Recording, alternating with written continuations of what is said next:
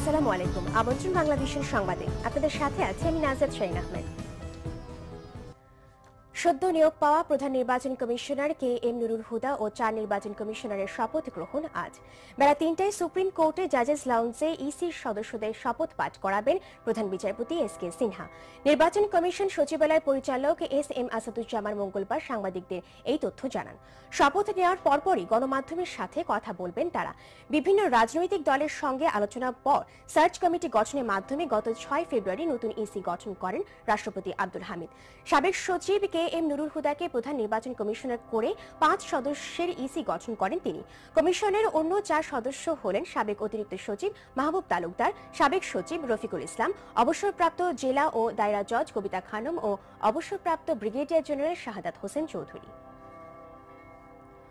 শুল্কমুক্ত সুবিধা ব্যবহার করে আমদানি করে গাড়ি অবৈধভাবে বিক্রির অভিযোগে বিশ্বব্যাংকের 16টি গাড়ি ও তার কাগজপত্র দেখতে চেয়েছে শুল্ক গোয়েন্দা ও তদন্ত অধিদপ্তর। টেলিফোনে যোগাযোগ করা হলে শুল্ক গোয়েন্দা ও তদন্ত অধিদপ্তরের মহাপরিচালক ডক্টর মইনুল ইসলাম খান বলেন, শুল্কমুক্ত সুবিধায় আমদানি করা গাড়িগুলো অবৈধভাবে এদেশে বিক্রির অভিযোগ রয়েছে। অনুসন্ধান করেছি, দেখলাম যে 16টা গাড়ি এখনো জমা দেওয়া হয়নি।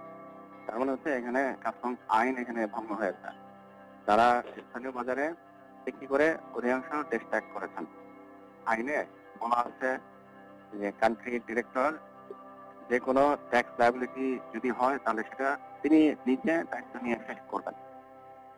এখন এটা আমরা তাকে চিঠি দিচ্ছি এবং কাগজপত্র আমরা পেয়েছি এবং গাড়িগুলোর যদি কোনো তথ্য তাদের কাছে থাকে সেই তথ্যগুলো দেওয়ার জন্য আমরা অনুরোধ করেছি। পাবনায় গুলিতে চরমপন্থী দলের আঞ্চলিক এক নেতা নিহত হয়েছে। নিস্তার ওরফে জাহিদ ওরফে নিজাম নামে ওই নেতা 2 গ্রুপের পাল্টাপাল্টি গুলিতে নিহত হয়েছে। আধিপত্য তার ওরফে নিহত হয়। পুলিশ জানায়, নিস্তার ওরফে জাহিদ ঢালার চরে চাঞ্চল্যকর 3 পুলিশ হত্যা সহ অন্তত 12টি মামলার পলাতক আসামি ছিল।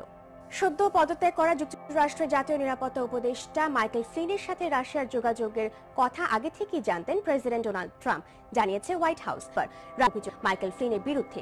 এর জেরে সোমবার পদত্যাগ করেন তিনি। হোয়াইট হাউসের সংবাদ সম্মেলনে জানানো হয়, জানুয়ারির শেষে মাইকেল ফ্লিনের বিষয়টি বিচার মন্ত্রণালয়কে জানিয়েছিলেন প্রেসিডেন্ট ট্রাম্প।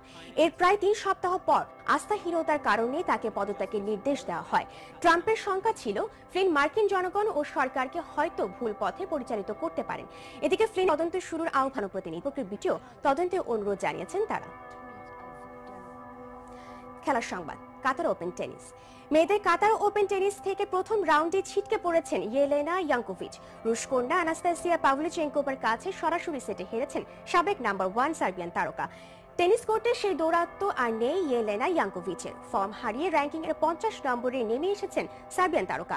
কাল বিশ্ব ভালোবাসা দিবসে দোহায় শুরু হওয়া কাতার ওপেনেও সুবিধা করতে পারেননি ক্যারিয়ারে 15টি WTA শিরোপা জেতা টেনিস কন্যা। র্যাঙ্কিং এর 22 নম্বর খেলোয়াড় আনাস্তাসিয়া পাভলিচেঙ্কোভার কাছে ম্যাচের শুরুতেই খেই হারান ইয়াঙ্কোভিচ। প্রথম সেটে রুশ তারকা পরিষ্কার আধিপত্য নিয়ে জয় তুলে নেন 6-1-এ। দ্বিতীয় সেটেও ইয়াঙ্কোভিচ খুঁজে পাননি নিজেকে। ক্যারিয়ারে 8টি WTA শিরোপা জেতা পাভলিচেঙ্কোভা 6-4 এর জয় নিয়ে টিকিট নেন দ্বিতীয় রাউন্ডের। এই ছিল এখনকার মতো। এতক্ষণ সাথে থাকার জন্য ধন্যবাদ সবাইকে।